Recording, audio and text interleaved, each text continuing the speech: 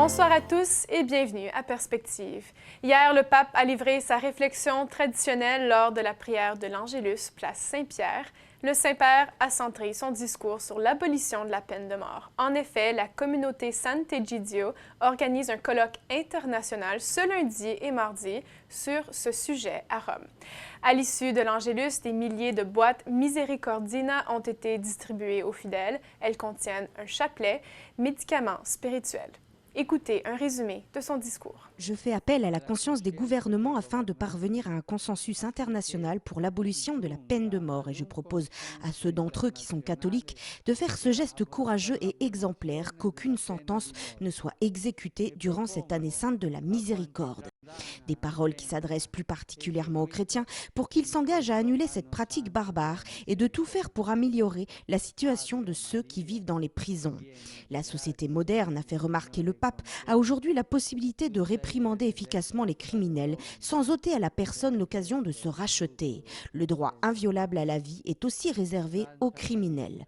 Le pape a évoqué une justice pénale qui est plus conforme à la dignité humaine et à Dieu en rappelant que le commandement « tu ne tueras pas » a une valeur absolue et s'applique aussi bien à l'innocent qu'au coupable. Peu de temps avant de s'inspirer de l'évangile du jour, François est revenu sur son voyage au Mexique, le décrivant comme une expérience de transfiguration où Dieu nous a montré la lumière de sa gloire à travers le corps de son Église, de son peuple saint qui vit sur cette terre. Un corps tant de fois blessé, a dit le pape, opprimé, méprisé et violé dans sa dignité, mais tant aimé de la Vierge de Guadalupe qui porte dans ses yeux la douleur de tous ses fils. Le patrimoine du Mexique, a conclu le pape, est de préserver la richesse de la diversité et de manifester l'harmonie de la foi commune, une foi franche et robuste, accompagnée d'une grande vitalité et humanité. Le souverain pontife a ensuite tenu à faire une louange spéciale pour sa rencontre historique avec le patriarche Kirill de Moscou à Cuba, un événement défini comme une lumière prophétique de la résurrection à la paix et à l'unité dont le monde a besoin. À la fin de l'Angélus, le pape a exprimé cette parole aux personnes présentes, la miséricorde, une aide spirituelle pour nous aider dans le chemin de conversion durant ce carême.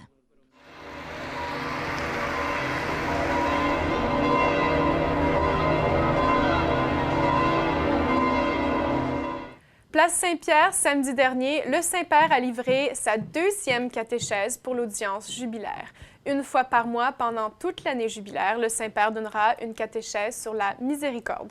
Devant environ 50 000 personnes, le pape a parlé d'engagement, où tous les aspects de notre vie sont orientés vers une seule notion, c'est-à-dire la miséricorde de Dieu. Voici un résumé de sa catéchèse. Frères et sœurs, je voudrais m'arrêter aujourd'hui sur la notion d'engagement. S'engager, c'est avoir une responsabilité, une attitude de fidélité et de don de soi envers quelqu'un. Le Père s'est engagé envers nous en nous donnant Jésus, qui est l'engagement extrême que Dieu a pris à notre égard et en vertu duquel il nous donne tout ce dont nous avons besoin. En Jésus, qui est l'expression vivante de la miséricorde du Père, Dieu s'est engagé à nous rendre l'espérance. Nous aussi, nous pouvons et devons répondre à cet amour par notre engagement, surtout envers ceux qui ont le plus soif d'espérance. Dans toutes les réalités douloureuses que nous rencontrons, nous pouvons porter la miséricorde de Dieu par le témoignage de notre foi dans le Christ. L'organisateur des voyages apostoliques prend sa retraite. Pendant sa carrière de 10 ans, Alberto Gasparri, un Italien, a pu accompagner 3 papes en voyage, dont Jean-Paul II, Benoît XVI et puis François. Le Mexique était alors sa dernière aventure. Et c'est sur le vol du retour, pendant la conférence de presse jeudi dernier, qu'on lui a rendu hommage. Chaque pape est un homme, a affirmé une vaticaniste mexicaine. Il a ses goûts, ses rythmes, ses priorités. Elle a prononcé quelques paroles à l'égard d'Alberto Gasparri.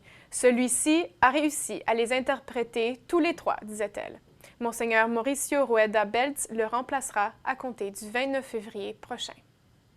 C'est tout pour aujourd'hui. Merci d'avoir été des nôtres et à très bientôt.